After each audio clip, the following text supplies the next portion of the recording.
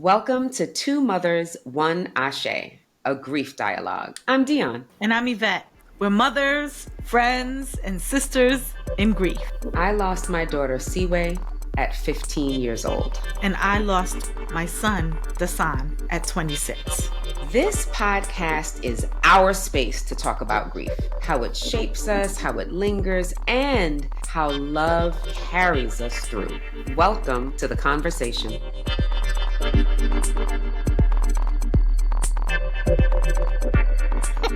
Hey, D. We're back. They let us come back for a second one. What? I say we keep this going. Keep it going. Keep it going. I'm here for it. I'm here for it. Yeah. All right.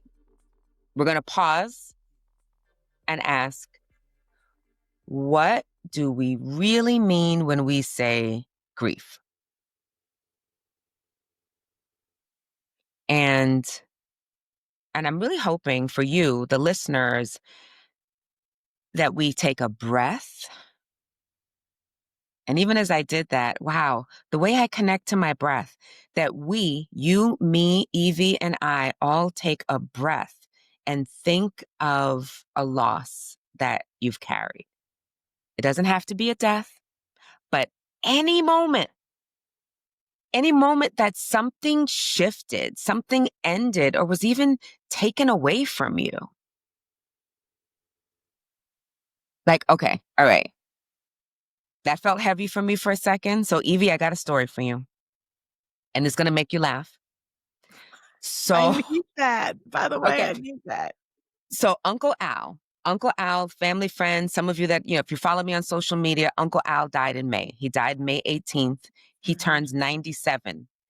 Every year at his birthday party, he tells us a story of how his parents took away his stroller. And can I tell you, at But 97, he remembers that? Yes. Do you understand me? ¿Tú me entiendes? At 97, this man is upset and tells the story like it was yesterday of when they took away his stroller and he had to start walking. Mm. That's an incredible example of the impact of grief. The impact of loss. Because I think it's more of an impact of loss, right? And then grief becomes how we explain the loss. Right. The impact of the loss, right? So that's a really great example of loss, of the impact of loss. So thank you for that. Yeah. And it's funny because he was 97. I was like, and literally we're smiling and you're looking at him, but you're thinking to yourself, if he doesn't tell, he's going to tell me the story again. How many times do I have to hear about this goddamn stroller? I kind of love that so much. You know, And I promise myself that I will really, for this episode in particular, I want to begin the expansion process. How do we expand our understanding of grief? Because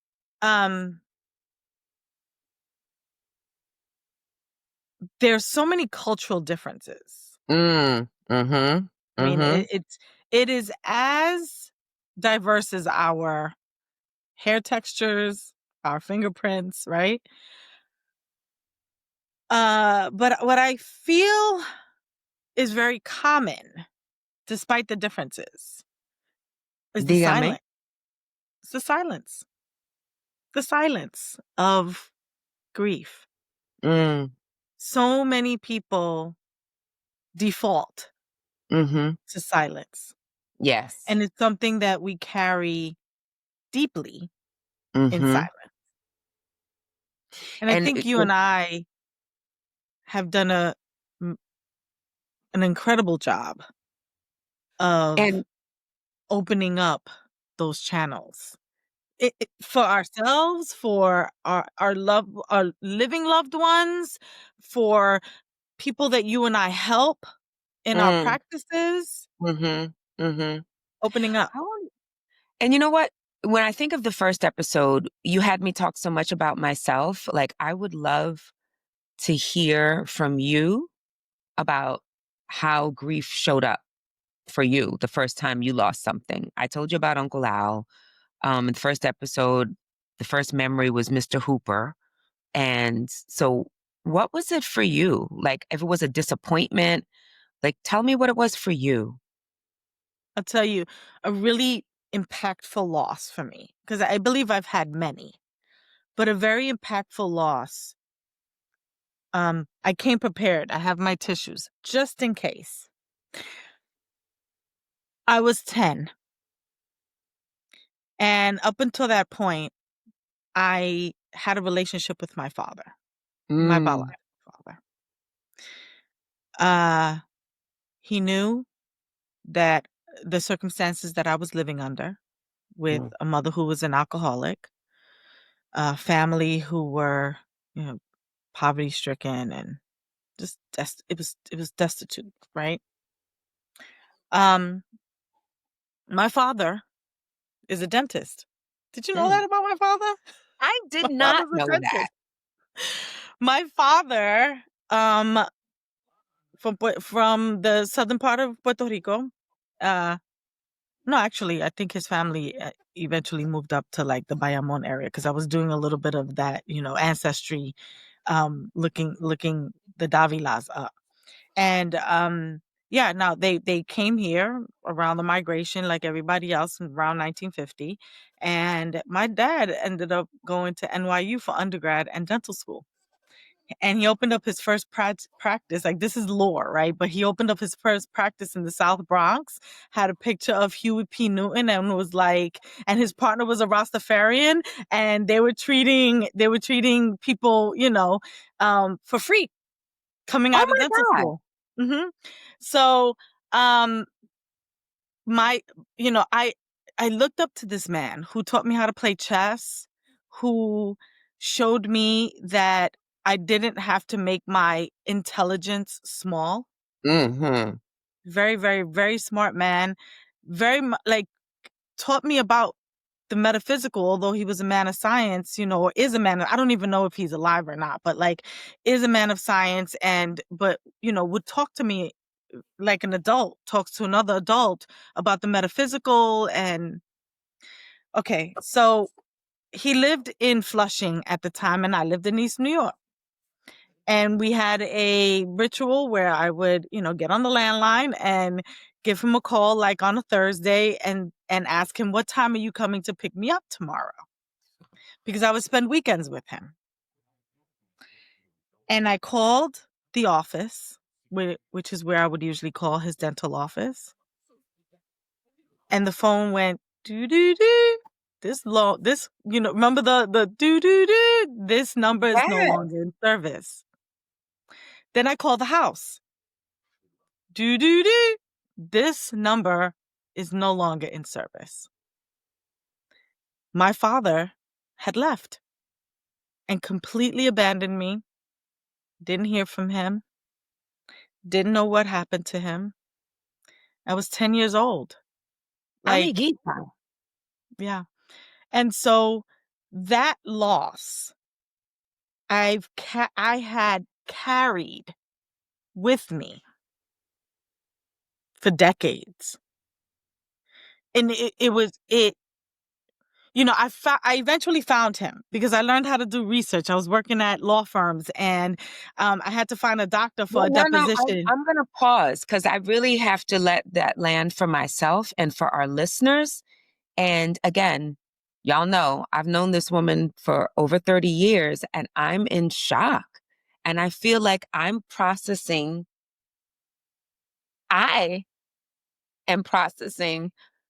your grief and loss at 10 years old and what that felt like. My God. Yeah. Yeah, it Ooh.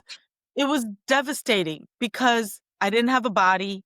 I didn't have an explanation. I didn't like it was as if one day to the next, poof. Now, you know, as well as I know, when you have someone that you're close to, I'm talking about like blood related, like that close. Parent to child relationship. I remember hugging Dasan warm. Even though he was on life support in that bed, I could hug him. I could talk to him. I could see his eyes, right? Then the next day after everything and they take him into the basement of the hospital and get him ready to have his body processed, how that loss feels significant from one second to the next. They're here, they're not. But at least I had an explanation. Right. At least I understood that we were going to have a ceremony to say goodbye, to give us that moment. Mm. And I didn't have that with my father. Ooh, girl. Yes. So that was at 10, a very profound loss. Yeah. Yeah. No, I 100% get that. Oh, my heart. And I do not have my tissues ready. That's your bad, sis. I know. I wish I can give you one. That felt like me, episode 1. Like I wasn't ready. I wasn't ready. You know what? Wait. So, And that's that's a perfect segue. That's a perfect segue. Go ahead. Before we go through the step, but that was a perfect segue when you just said, I'm not ready. Because that's the whole thing with grief. We are not ready. And bam, it's there. And it's the death, it's the loss. And then we have all of this information about the layers, right? Yeah. The cultural silence you hinted upon. And well, can I tell you where cultural silence came in? what? So after that, it's like, I can't find my father. Who do I turn to? Now everybody's like, oh, he's a piece of this, he's a that. Like now they're bad mouthing him. Then it's like, oh, just forget it then. If you can't find him, if nobody knows where he is, just forget. Put it out of your mind. Yeah. Let it be gone forever. Do you know I carried that for 10 years, D? I carried the not knowing for 10 years. And really briefly, I'm going to tell you how I found him. I was working as a research librarian at a law firm, and they needed me to find a doctor that needed to be deposed. And at that point, I realized every medical professional, doctor level, has to be licensed. And so I went back to the licensing board and I picked certain states. And I was like, well, he may be in California because that's where he grew up. So let me check California. Let me check Florida because that's where all the Puerto Ricans go. Let me check Puerto Rico. Let me check, right? And let me check New Jersey. Wow. And I started calling state. I even called NYU to see if they had a forwarding address for him. And they did. Well, they did. They had an address. And guess what? When my father left me, he also left my older brother, who I did have a relationship with. And once my father left, I couldn't get in touch with I was 10 years old. What did I know about finding anybody? Yeah, girl. This needs to be a whole episode. I'm gonna, You're not gonna take me down that rabbit hole because I see my brain is going places. Stop. Yeah. So the silence, it often comes, don't say anything. Well, but you know what? They want to protect you, right? So it is. Sure. It feels horrible, but there's this level of, I'm trying to protect you from that pain. So if you can forget about it, not understanding that our brain can't forget about it. If we don't talk about that person, if we make them a villain, if we make him evil, now all of a sudden it'll be better. And it feels like that's the part that makes sense in the whole, I don't know how to say the name. I'm going to say it. The Kubler-Ross? Was it Kubler? Oh, yes. So the Kubler-Ross. Kubler-Ross. Yes. So with those stages of grief, they say there are 5. It seems like in the silence, the cultural silence, they're unintentionally trying to push us into anger because you feel different. I won't say it's an easier emotion. I'm thinking of Inside Out. It's an emotion that some of us culturally are taught to lean more into. Because as soon as you can't get something you want, it's all F that. It wasn't anything anyhow. Like you can't go to the movies. That movie wasn't going to be good. You can't go to the concert. It wasn't anything. So it's like we're moving from the loss and the sadness and the shock and the denial into anger. So I Yes. feel like it's unintentional. They're not planning it, but that's how I make sense of it. I'm going Yeah. to try to push you into And being you know angry what? at your father. With grace, I'm with you. As long as I utilize the ability to show grace, then I'm absolutely with you. But I love the segue because let's outline what the Kubler-Ross 5 stages of grief are. Because if you go to, therapy, which I encourage everyone to go to therapy, especially if they're going through grief, um, or get yourself a coach. Like Dionne is an amazing coach. I'm an Yeah. amazing grief coach and life coaches. And, we can help you through this, but they will always talk to you about the stages of grief. So it Yeah. starts with denial. Right. Often, and I'll give examples, and D, Yeah. please jump in and help me out here. But like an example of denial is, if I would have done this, then the outcome would have been this. Mm-hmm. Mm-hmm. That's Mm-hmm. one example of denial. Yeah. Also, just forget about it. Act like Yeah. it didn't matter. Act Yeah. like it didn't, it didn't impact you. Girl, Act like it doesn't hurt. but it's not even just that denial. The denial that I'm thinking of is a girlfriend. I have all too many examples of a girlfriend, and I don't even think we've talked about her, but she had 3 children, and in a fire in her house, she lost 2 of her 3 children. Now come on now. Okay? Now you're like breaking my heart. What? Girl, they were 5 years old and 8 years old. And it gets so it wasn't in New York. The fire was down south in Maryland. But at one point, she was from Harlem. We were in New York. We were walking around. We ran into someone and they were like, "Hey, how are the kids?" And she's like, "Oh, they're fine." And I'm with her. And I'm like,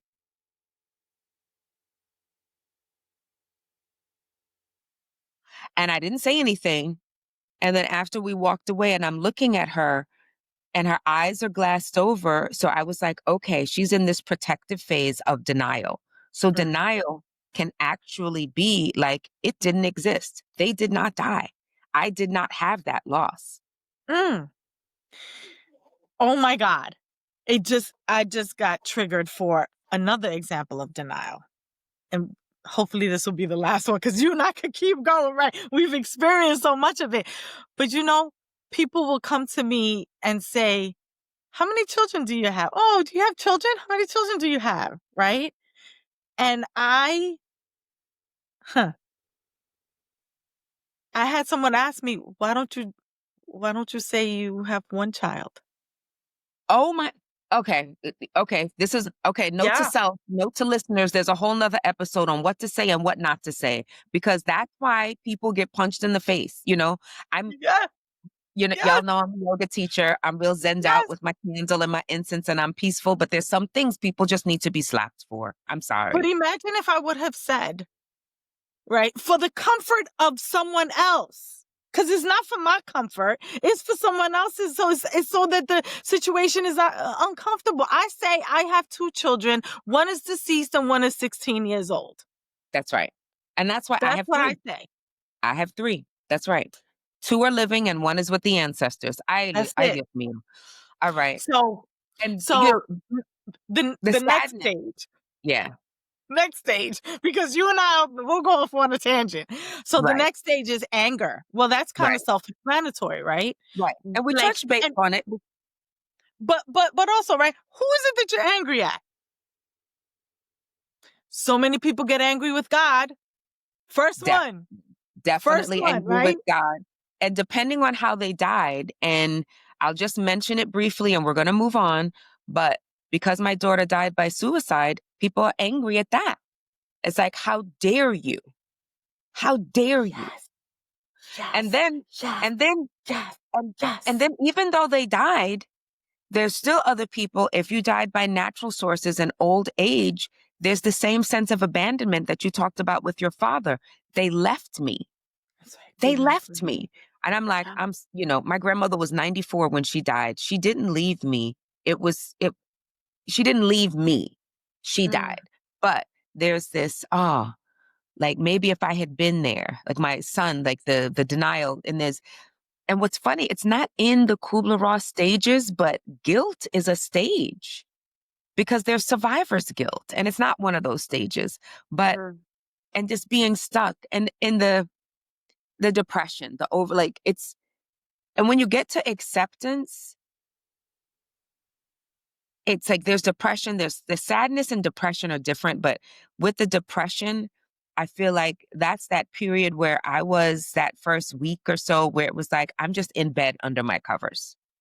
I'm just going to wake up when I have to go to the bathroom because it probably wouldn't be good to wet my bed. So I went to the bathroom instead. So But are we it's like, still on anger or are we on depression now? I kind of, because they Because they overlap. overlap. They do overlap.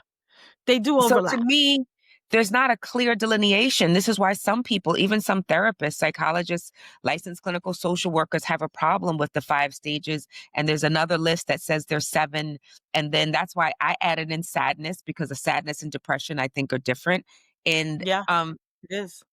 and the bargaining, it was like, well, if I had done this, people pray to God, like if let them, if I had done this, if I had been a better person, there's so many You emotions want to that know are a big one? overlapping. You want to know a big one for bargaining?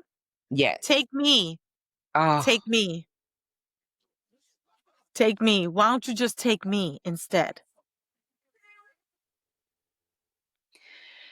and we don't get to decide that. We don't get to decide that. We don't get to decide that. And then we touched on it again. I mean, it's hard not to include the cultural context since, I'm a Black female, you're a Latin female. Okay. And in these communities, when we have to tie things up, because when I think of my family, again, St. Thomas, where the way you stand tall and strong and, look someone in the eyes and like, how are you doing? Look. I'm straightening up over here. That's right. You're like, how are you doing? I'm fine. Stiff, that stiff chin, right? Like that. Yeah. You can't break me. This won't break me. This, like, you're weak, right? Yes. Like you're going, and I've been, listen, there's another overlap in bargaining with that, right? Because it's like, just get me through this It is. Just today, get me through this day. today, Just get me or through this this day. week, or I want this to be over tomorrow. Like I'll change my whole life if you could just make this stop. Yeah. Yeah. Make me better. Make me better. Make me better. And so all of us, in terms of this denial, and the strong upper lip and looking someone else, but then you go home and we'll touch on substance use later, because that strength on the outside when you're in the street and when you see someone in the stiff upper lip and you're and you look at them and you clutch. I put my pearls on for this one so you could clutch your pearls. I'll clutch And my necklace with you. okay. Yes. But then they go home and drink. They go home and eat. They go home. We find a substance. They may be legal because alcohol is legal. Food is legal. But the Sugar. excessive nature, sugar, ay, Dios mío, the way we Porn. go into, It keeps going, honey. It keeps going. so that becomes what happens behind, because you're not allowing that perceived weakness to go. And we'll be right back. Welcome to Merrick Studios, where stories take the mic and culture comes alive. We're not just a network, we're a family, bringing you smart, soulful, unfiltered conversations. And this season, we're bringing the heat with our biggest lineup yet. Whatever you're into, music, sports, business, we got you covered. Merrick Studios, where the conversation starts and keeps going. Check out our full lineup, including Unglossy with Bun B, Jeffrey Sledge, and myself, Tom Frank. Now streaming at wearemerrickstudios.com. Master the art of lyricism with Pendulum Mink, the first school for rap. Learn elite techniques through immersive lessons, real-world exercises, and guidance from hip-hop icons. This is where MCs sharpen their skills and glow boldly on the mic. Ready to level up? Visit pendulummink.com and start your journey today. And now, back to the show. Those are symptoms that Mm, those substance abuses, that's a symptom of depression. absolutely. That, so the broader stroke is depression, and those symptoms, once you start to see that, oversleeping, right? Like for me, a big one, and I'm gonna admit it because we come in here completely transparent, are we not? Cool. 100%. Okay. 100. I would say in the 6 months after Desan transitioned, if I took a shower once a week, you was lucky. I know that's right. I know that's right. I You saw a know why sister. though? Why? Because when I would get in the shower, my mother Oshuna Yemaya, my mother's Oshuna Yemaya, the second that water touched me, baby, I was on my knees. I was sobbing. The water was washing. Ooh, and I'm getting electric right now. I'm Mm, testifying. The mm, water would mm, hit me and it would start to wash it out and wash it out. And those were my mothers, my ancestors trying to wash the pain, help mm, me get mm. in there and release it and let it go. But it was such a difficult ritual. It felt like a Yeah. ritual. It felt like Yeah. a cleansing ritual. And it was so hard. I dreaded getting into the Wow. shower. No one was there to talk to me. No one was there Mm, to pick me up. I was in the shower you take showers by yourself for the most part, right? Like, that like that I part. was in that bathroom behind the closed doors, behind the curtains, the whole thing by myself, just getting cleansed. Me and Mm, and my guiding spirits. And that was really, mm. really hard. But that is also a symptom of depression. I was deeply in it. Now, Yeah. It's I mean, all of these things are so deeply personal. So mhm, I love and I look forward to hearing from our listeners on what resonated with them and what me connected too. to them. And because so much of this is our lived experience, right? With Mhm, our losses and specifically our children. But I even remember my mother in law's passing mhm, and who was at the hospital with her and getting the call and then the part of it processing your own loss when you have children. And it's a whole different conversation of when you had to tell Eva and when I mhm. had to tell my children. So when someone has died while you're processing your own grief, now I have to be strong enough to tell somebody else. And then immediately when they break down, we're both broken, you know? Mhm. Um, and it's just so much like, when was that? Like, when did it start? And who did you see? And then when I looked at that and even preparing for this conversation, when I'm like, when you first experienced grief, and then I'm trying to remember my mother telling me someone died or my grandmother telling me and how it felt when I learned about an uncle passing. And I just don't remember it because I feel like as a parent, they tried to almost make it feel like it's nothing, but it's such a big something. It's confusing. How many I have two questions for you. First one is, was your family the type of family that would keep the kids away from the funeral services? Yes, I didn't go to the funeral. I remember one of my grandmother's Mhm. brothers dying, and I remember the wake. I remember the music my mother was playing. I remember the album she played over and over because music was a source of comfort and still is for me and a lot of my family members. Mhm. Um, but I didn't go to the funeral. And now, you know Mhm. what? I'm trying to remember what my first funeral was because I it wasn't as a kid and people I died. remember mine. What was yours? My grandfather, when my grandfather died, Carlos Manuel Canino, my mother's father, when he passed away, I was 7. It was 1977. And we went to Puerto Rico. Mm, So it was my first time like on a plane that I can remember. I mean, it wasn't my first time because like my parents, my hippie parents, they raised me in St. Croix. at least until I was like a year or so. Okay. And my grandfather, I remember being like, oh, they bring the caskets into the house? Like, what? Yeah, yeah, because that's not a New York thing. So yes. That is not a US thing for the most Yeah. part, right? Okay. Like, Right. Right. and I remember, and then I have to come back to my second question for you. But Okay. I remember, really briefly, all of the at the cemetery, the headstones are flat. I Mm-hmm. guess because of the Mm-hmm. hurricanes, right? So Yeah. like they're Yeah. flat.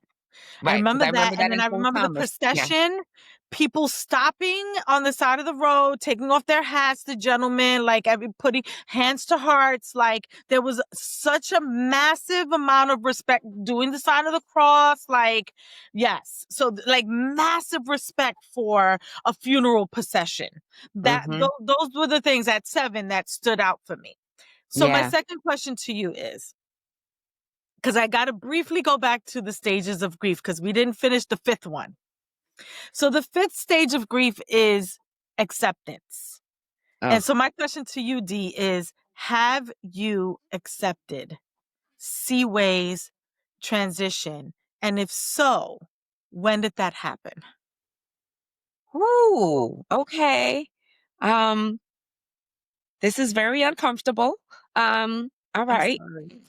I'm sorry, but I'm not sorry because Okay. this is Because I'm important. like, I don't know. It has been 14 years and I don't know that I've accepted it. I know it because there's a difference between what I know Mhm. and what I accept. Because there are moments where I just want to say something to her. Like I have a picture of hers behind me, a picture of hers in front of me, I still see her. So there's this part.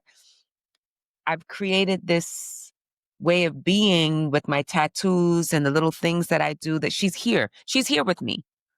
And I accept, I'm aware that she's gone. It's been 14 years. Like I know it, but I don't know that I can say I accept that Seaway is gone. I would say I know she is dead. I know she is gone. I know she is not with me. But every once in a while, I could look at a picture, and I'm looking at a picture from elementary school. As I look around, I see so many pictures and memories. I'm like, she's really gone, huh? That question still happens 14 years later. So I don't know if it's a yes or a no. I know she's gone, but the acceptance, yeah, I don't know. I'm like moving on. That's Yeah. all I got. And I That's all I thank you got. for that. And I thank you for your honesty. Yeah. Um, and I think it's a great point to make Yeah. because does everyone get to the place of acceptance? And what does that look like? I would have And, to ask and you, like, what does that look like? I know maybe for my grandfather, because that's 30. My son was a baby, so that's maybe 30 years ago. He's 32, and it was in St. Thomas, and I did not go to his funeral. I chose to visit him as soon as I knew he was going, and I took my toddler infant son with me so he would know him and have mm, memories of him, although he was mostly in a hospital bed in St. Thomas. mm, Um, I'd have to ask my son what, if anything, he remembers about that, because yeah. my grandfather was essentially like my father figure, Mm, and that uh-huh, was a big uh-huh. loss for him. And his accent, I could see him with his teeth in the cup on top of the refrigerator. But Not the teeth on the refrigerator, though. Well, I think that oh, if if I were to turn the question onto myself regarding mm, acceptance with Dasan, and I don't, not on this episode, I don't want to really delve into the circumstances of Dasan's passing because well, I want to anyway, save a lot of it for another episode. But I would say that I have accepted Deshaun's passing, Wow. his transition, his calling. Okay. And But when but that happened, while you're on that with your storytelling, lean into how that has shaped you, because I think that's a part of so much that we talk about of who we are as grief coaches and counselors, and just so much of who we are right now. So what that is and how it has shaped you. mm, I'm gonna sit with that. I'm gonna sit with that. I love that Because question. everything you're saying is personal, and I can see for myself, or maybe it's for each of us talking about what we see in each other, because I can see what I see in you and how it's shaped you. Mm. And then, we've talked so much about ourselves, and we've taken a few breaths and had a few tears. But now when I think about you, the listener, wherever you're listening, I would love for you to think about, when did you experience grief? And did someone say that you were experiencing grief? Like, what was it called? How old were you? Like, what do you see? What do you remember? Uh, Yeah, how did your family like handle you during that um, experience? What was the response?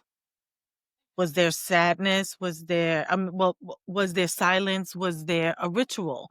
Was there even a conversation?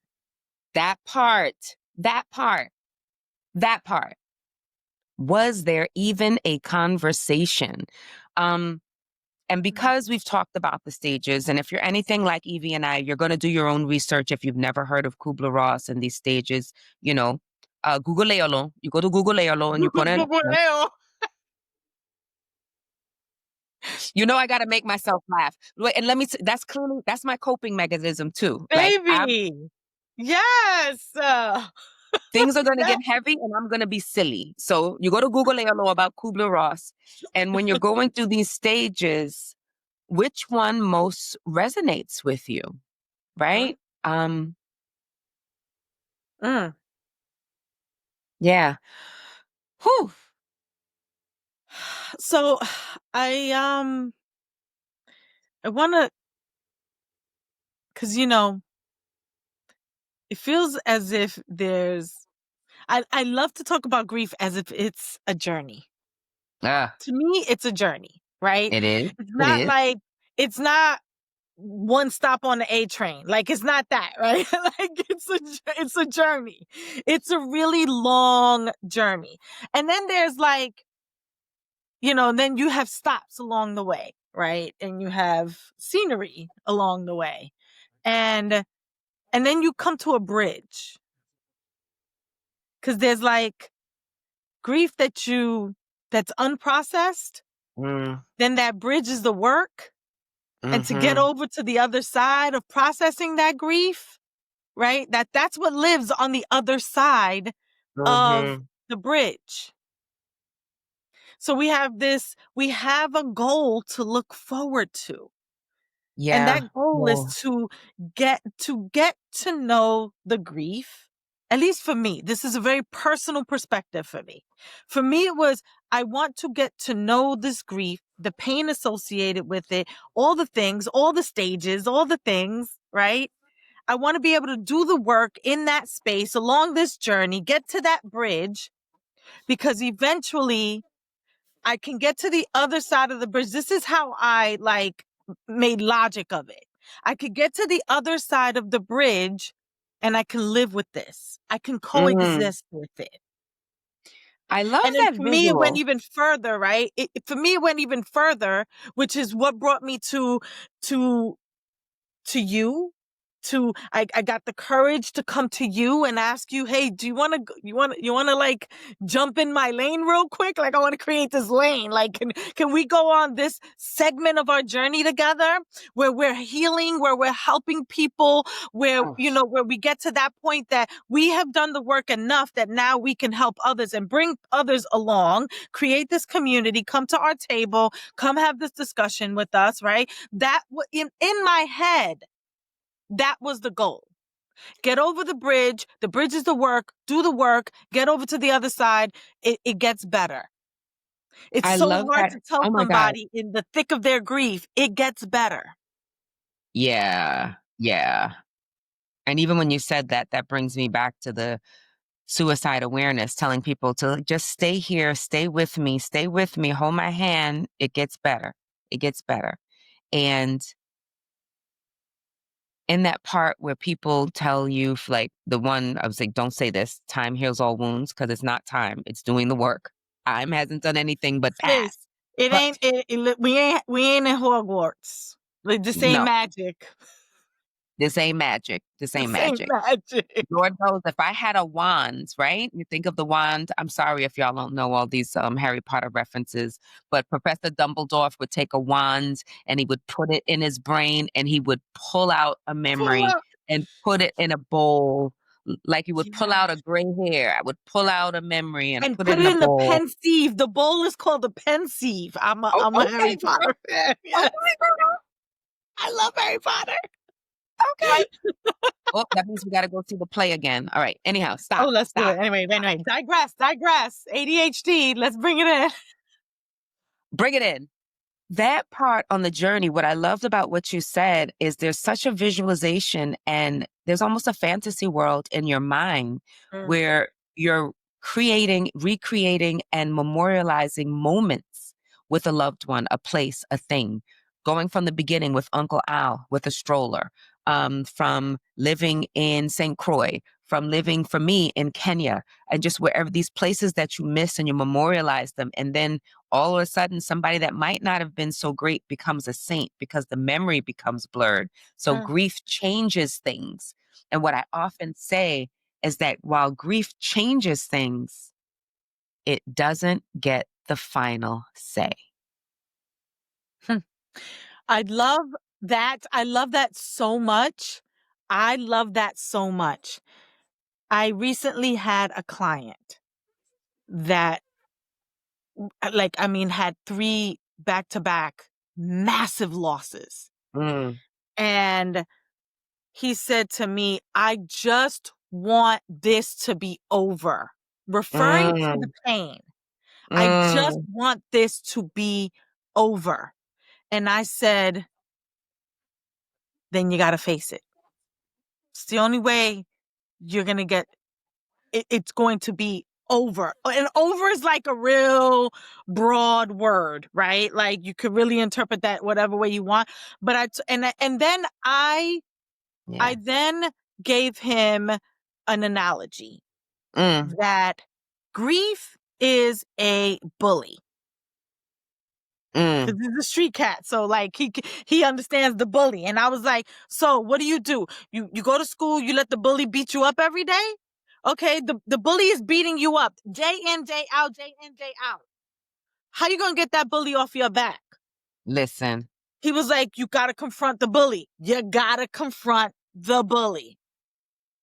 And what I love about that analogy, something that I did recently, and I was thinking I'll share it with you later, is a journaling prompt and having a conversation. Like, what is the lesson? What are you learning? Who are you becoming with this journey with grief? And how can you learn to hold hands? Because in the journey that I've been on, when I think of my 14-year journey with my daughter, many more losses before that, but that is the one that rocked my world, broke me, and rebuilt me. That we're holding hands. We're going on a journey together. It is grief and I, because grief is loyal. So I'm like, grief is going to be my bestie forever. I don't have to love grief. Grief don't care if I love grief. No. Grief does don't not care if I hate grief. Grief is like, I got you. I'm here. I'm with you. Where we going today? What we eating for No, breakfast? where you gonna let me drag you to today? Well, let me see where I wanna drag, what tree I wanna drag you up under. Like, yes, Because grief will take you there, in it. babe. Grief will take you Yeah. there. Chokehold, for real. Mm-hmm. Mm-hmm. So, Ooh, child. Dee, now that we done exposed the beast, any last reflections for this week as we start to wind it up? I mean, we've given you some reflections, folks. Mi gente, my people, and just how can you name grief more fully and see the pockets of your life it lives in? And you could be 20, you could be 90. We experience loss in the world, in our lives, in our families, in the world, in our communities. So how can you start to name it? Because I feel that we need to name a thing. You need to call a thing what it is and then begin this process. So name the thing. I am grieving. I am actively grieving. And now what? What do I do with that? Does that mean, how am I going to take care of this body while grief is bullying me? How can I make sure that, okay, maybe instead of taking a shower, with Evie's example, I'm going to have to take a bath and not drown. So I'm not on my knees in the shower. How can I drink more water? How can I make myself go outside? What can I do? People get pets. You get a dog to make yourself go for a walk, to physically make yourself move. And by the So, way, that dog will sit there and pull in all of your emotions and receive them and transmute it out into nothing but beauty and love. Like, come on now. We're yeah, preaching. We're yeah. preaching. So next week, or not next week, next episode, I should say. Yes, Look yes, at me, I'm yes. going in my little weekly bag. But all right, so in our next episode, we're going to open the door into one of the deepest intersections of grief. At least for my friend Dionne here and my sister here, and we are going to talk about motherhood Mm, and grief. Motherhood in grief. mm, We'll talk about, how is it that we parent through our own grief, how we live side by side with grief while taking care of everyone. Because as mothers, we take care of everyone. mm, And, how is that? And I want to talk about how children grieve and mm, how as parents we can help them through that process. And you touched on it a little bit today, Dee. mhm, mhm. How do we talk to our children about that? So we're gonna delve into that next week, and again we're gonna come with open hearts and transparency and share our deepest Oof. experiences. Yeah, um yeah, but yeah.